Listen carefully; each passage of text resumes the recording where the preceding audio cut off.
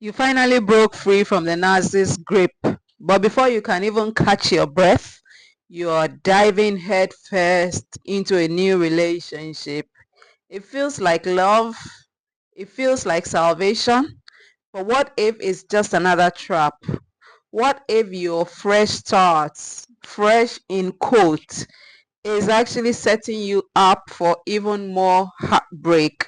This is a dark side of rebound relationships where trauma doesn't heal, it just repeats. And if you're not careful, you could be walking straight into another nightmare. So why shouldn't you jump into another relationship immediately after narcissistic abuse? Before I go into that, let me quickly introduce myself. My name is Iyabo Oyawale and I'm a narcissistic abuse survivor. On this channel, I share narcissistic abuse recovery tips. And if you're serious about healing from narcissistic abuse, you're going to hit the subscribe button right away, because doing that enables you to be notified of our new uploads and new live streams. Remember to turn on notifications too. After subscribing, you will be notified of all our new uploads as well as our new live streams. And so go ahead and hit the subscribe button. Thank you for doing that. And so why shouldn't you jump into another relationship immediately after narcissistic abuse? Now, breaking free from narcissistic abuse is one of the hardest things you will ever do. Let me repeat it. Breaking free from narcissistic abuse is one of the hardest things you will ever do. The emotional wounds run deep, leaving you feeling empty, confused, and desperate for love. In this vulnerable state, a new relationship might seem like the perfect escape, a way to prove to yourself and the narcissist that you're still desirable, still worthy, still capable of love. But what if that fresh start, in quotes, is actually a trap? What if you're stepping into another cycle of heartbreak disguised as a second chance at love? In this video, we'll expose the hidden dangers of rebound relationships after narcissistic abuse, why they often lead to more pain, and what to do instead. So first things first, what is a rebound relationship? A rebound relationship is when you jump into a new romantic connection before fully healing from a past one, especially when the past relationship was toxic or abusive. Rebounds often serve as distractions, emotional band-aids, or ego boosts, but they rarely lead to genuine healing and lasting love. If your new relationship is driven by loneliness, revenge, or a desperate need to feel loved, it's likely a rebound. Now, why are you drawn to a rebound after narcissistic abuse? You are drawn to a rebound because you're craving validation. Narcissists spend months or years breaking you down, telling you you are not enough. You'll never find better. You are impossible to love. After escaping, the first thing you want is proof that they were wrong. A new relationship feels like that proof. But your true self-worth doesn't come from someone else's attention. It comes from within. So learn to give yourself that gift that is already within you, instead of craving for that validation from someone else, from a romantic partner. The second reason why you are drawn to a rebound after narcissistic abuse is because you are addicted to the emotional highs and lows. Now, narcissistic abuse creates trauma bonds, a psychological addiction to chaotic, intense relationships. If you jump into a new romance too soon, you might mistake drama for passion, unconsciously seeking the same toxic patterns you just escaped. But a healthy relationship should feel safe, stable, and secure, not like an emotional roller coaster that is a narcissistic abusive relationship brings. And so you don't need that kind of emotional roller coaster. But if you don't heal before you deal, you will fall into another abusive relationship. Now, the third reason why you are drawn to a rebound relationship is because you are trying to win the breakup. Win in quotes. You are trying to win the breakup. Now, narcissists often move on instantly, or maybe they pretend to. and they flaunt their new supply to make you jealous. Seeing this can trigger a desperate need to prove you are also winning in quotes by finding someone new. But healing isn't a race, and dating to prove a point will only hurt you in the end. So please note that. The fourth reason why you are drawn to a rebound is because you are afraid of being alone. Now, after narcissistic abuse, silence can feel unbearable, and been there, done that. But the absence of constant texts, fights, and love bombing can make you feel empty. And a new partner seems like the perfect way to fill that void. But being alone isn't a punishment. It's an opportunity to rebuild yourself on your terms. And so use that gift productively instead of rushing into a new relationship. So what are the dangers of a rebound relationship? The first one is that you're more vulnerable to another toxic partner. There is that propensity that you're going to be drawn to another toxic partner. So narcissists and manipulators can sense emotional wounds a mile away. They can sense if you're emotionally wounded a mile away. And if you're still healing, you may unconsciously attract or tolerate another toxic person who mirrors your unmet needs. And so your new partner, the warning signs you're going to look out for is when your new partner moves fast, love bombs you, or makes grand promises too soon. This could be another narcissist in disguise. And so watch out for that warning sign. If there's that love bombing, too much attention at the beginning of the relationship, and then too much grandiose promises, beware, beware.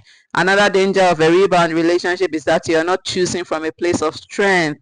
A healthy relationship requires clarity, self-awareness, and emotional stability. If you're still processing trauma, you're likely choosing a partner based on pain, not compatibility, which means the foundation is already shaky.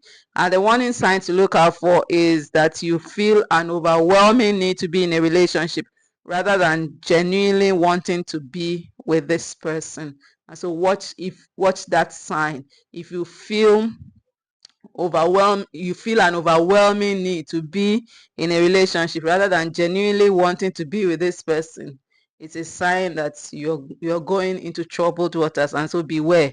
The third danger of a rebound relationship is that the rebound relationship could become toxic. Now, because rebound relationships often lack emotional depth, healing, and intentionality, they tend to be unstable, short-lived, and dramatic.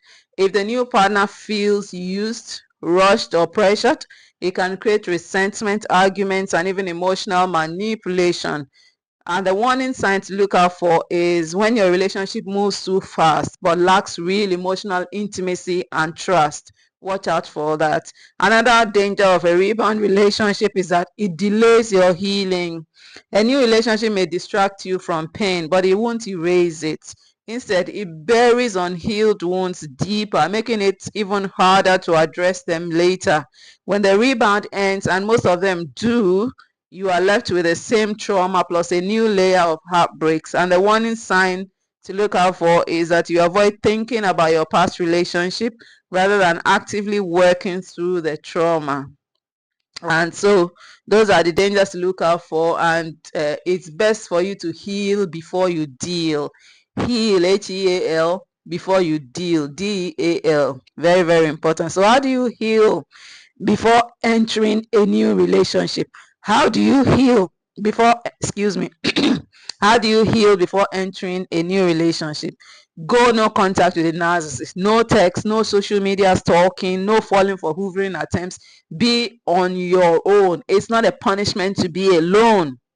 Go no contact with the narcissist. That's how to heal before you enter a new relationship. Secondly, sit with your pain instead of avoiding it.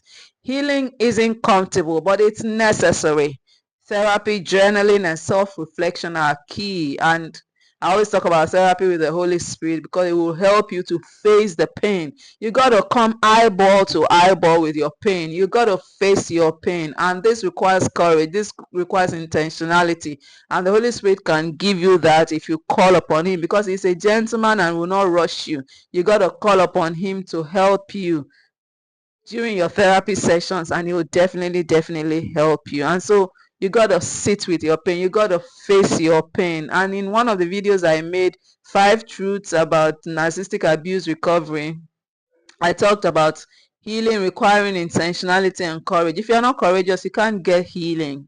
You can't get emotional healing. It requires a lot of courage because there are so many hard things you will have to do. And if you are not able to do them, you're not going to get the healing you need. And so you got to sit with your pain. You got to face your pain. You got to come eyeball to eyeball with your pain. You can't run away from it. The third thing to do to heal before entering a new relationship is to rebuild your identity. The narcissist has destroyed your sense of self. Over the years, over the months, he has told you you are no good, you are not enough, you are impossible to love, and this has affected your self-esteem, and so you've got low self-esteem. Take the time to rediscover who you are, what you love, and what makes you happy without a partner. Instead of rushing into another relationship, take the time to rediscover you. Hang out with yourself, date yourself again, do those things for yourself that you want a partner to do for you. Do them for yourself. Be your own best friend. Be your own best cheerleader. Be your greatest ally. And so rebuild your identity. Rebuild your self-image with affirmations. Read affirmations every day. It will help you to rebuild your identity, rebuild your self-image, and see yourself and begin to see yourself in a different light. Also, excuse me, strengthen your boundaries. We are still talking about how to heal before you enter a new relationship. Strengthen your boundaries. Learn to say no without feeling guilty, because if you say no with guilt, you will be explaining why you said no, and there's no reason to explain. It's your life. It's what you have chosen to do, and so learn to say no and keep short. No explanations, no guilt. Learn to say no. Just no is a word. No is a word. No is a sentence. And so learn to say no and recognize red flags.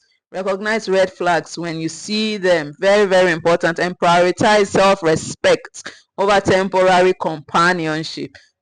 Prioritize your self-respect. Respect yourself, because you can't expect people to respect you when you don't respect yourself. And so respect yourself over temporary companionship, and then surround yourself with support. Friends, family support groups, or a therapist can help you heal without needing a rebound relationship to feel whole.